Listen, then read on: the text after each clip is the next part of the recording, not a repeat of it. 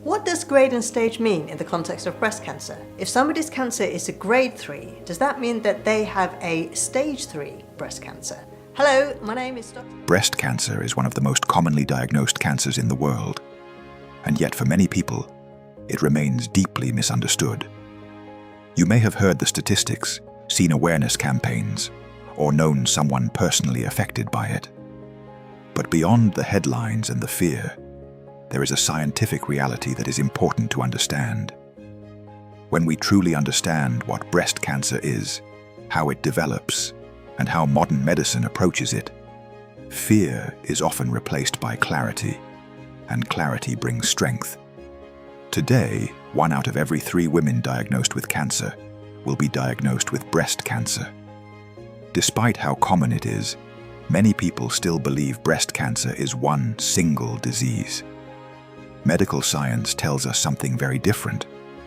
Breast cancer is not one disease, but a group of many related diseases, each with its own behavior, biology, and response to treatment. Understanding this distinction is essential, because it explains why treatment looks different for each person, and why personalized medicine has become so important. At its most basic level, cancer begins when normal cells lose their ability to follow the body's internal control systems. In a healthy body, cells grow, divide, and die in a tightly regulated way. This balance allows tissues to function properly. Breast cells, like all cells in the body, are constantly renewing themselves. When genetic damage occurs and the repair mechanisms fail, some cells may begin to grow uncontrollably. When these abnormal cells continue dividing instead of stopping, they can form what we call a tumor. Not all tumors are cancer.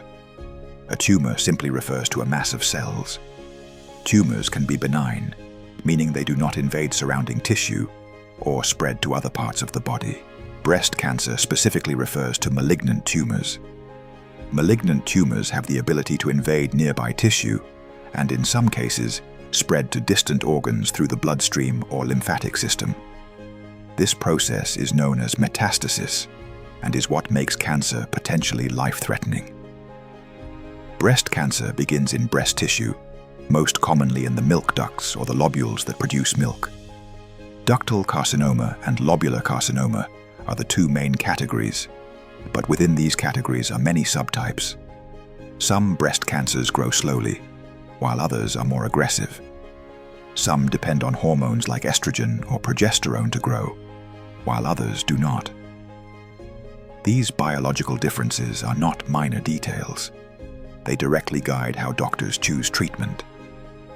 One of the most important scientific advances in breast cancer care has been the understanding of receptors. Breast cancer cells may have receptors for estrogen, progesterone, or a protein called HER2. If a cancer is hormone receptor positive, it means the cancer cells use hormones to grow. If it is HER2 positive, it means the cancer produces excess HER2 protein, which promotes cell growth. Triple-negative breast cancer lacks all 3 receptors and behaves very differently. These distinctions help explain why 2 people with breast cancer may receive completely different treatments. Breast cancer does not develop overnight. It often begins years before it can be detected. Early changes happen at the genetic level inside individual cells. Over time, these cells accumulate mutations that allow them to survive longer, divide faster, and avoid normal cell death. Screening tools such as mammography exist to detect cancer early, before it has spread, when treatment is most effective. Early detection significantly improves outcomes, which is why screening remains an important part of public health recommendations. When breast cancer is diagnosed, doctors determine the stage of the disease. Staging describes how much cancer is present and where it is located. Early-stage breast cancer may be confined to the breast or nearby lymph nodes. Advanced stages indicate spread to distant organs, such as bones, liver, lungs, or brain. Staging helps guide treatment decisions, but it does not tell the full story. The biology of the tumor is just as important as its size or location. Another key concept in medical science is that tumors are not uniform. Even within a single breast tumor, there may be multiple populations of cancer cells with slightly different characteristics. This is one reason why a treatment may shrink a tumor significantly, but not eliminate it entirely. Some cells may be sensitive to treatment, while others are resistant. Understanding tumor heterogeneity has led to more sophisticated treatment strategies over time. Breast cancer treatment is complex because it aims to destroy cancer cells while preserving healthy tissue as much as possible. The three main traditional treatment approaches are surgery, radiation therapy, and systemic therapies such as chemotherapy, hormone therapy, and targeted therapy. Surgery removes the visible tumor. Radiation therapy uses high-energy rays to kill remaining cancer cells in a specific area. Systemic therapies travel throughout the body to target cancer cells wherever they may be. Chemotherapy works by targeting rapidly dividing cells.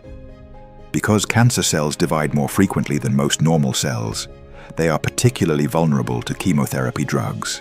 However, some healthy cells, such as those in hair follicles, the digestive tract, and bone marrow, also divide rapidly, which explains many of the side effects associated with chemotherapy. Importantly, side effects are not a sign of weakness. They are evidence of how these drugs interact with normal biology. Hormone therapy is used for hormone receptor-positive breast cancers. These treatments work by blocking hormones or reducing their production, essentially removing the signals that cancer cells rely on to grow. Targeted therapies, such as HER2-targeted drugs, are designed to interfere with specific molecules involved in cancer growth. These treatments represent a major step toward precision medicine, where therapy is chosen based on the unique characteristics of the tumor. In recent years, immunotherapy has emerged as another area of active research and treatment for certain types of breast cancer.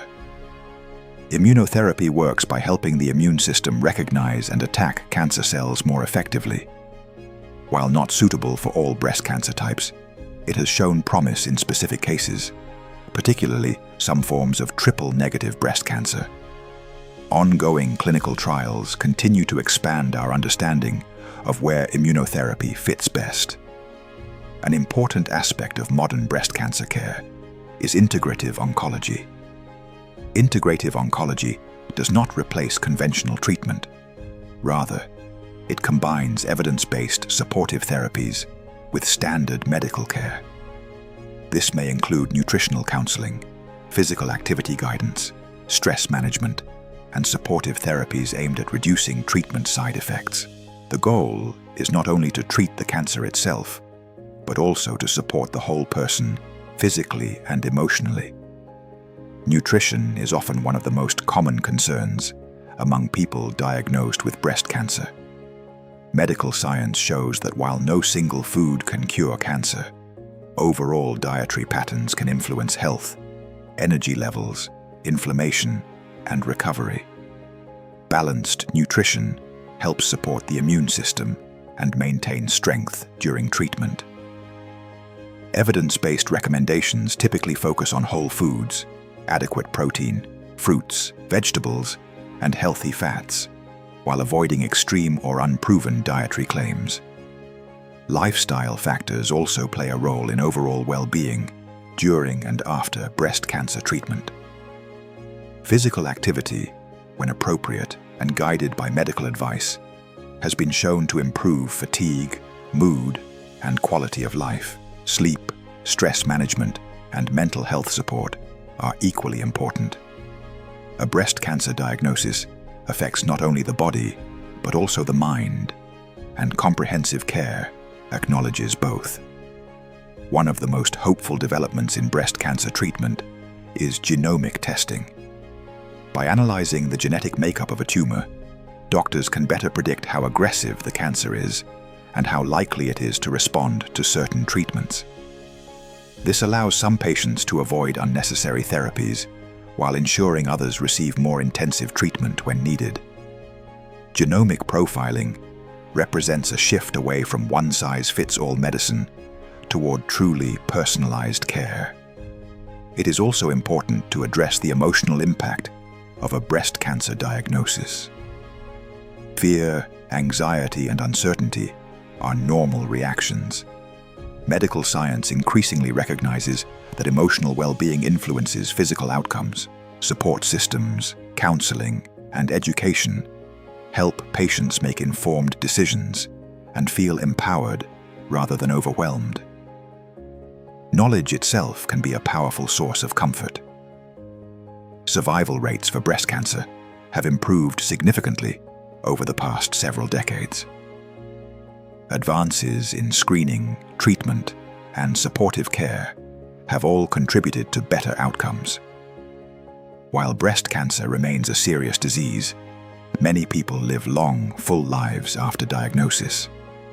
Ongoing research continues to refine treatments, reduce side effects, and improve quality of life for patients at every stage. Understanding breast cancer through the lens of medical science allows us to move beyond fear and misinformation. It reminds us that breast cancer is not a single story, but millions of individual stories shaped by biology, medicine, and human resilience.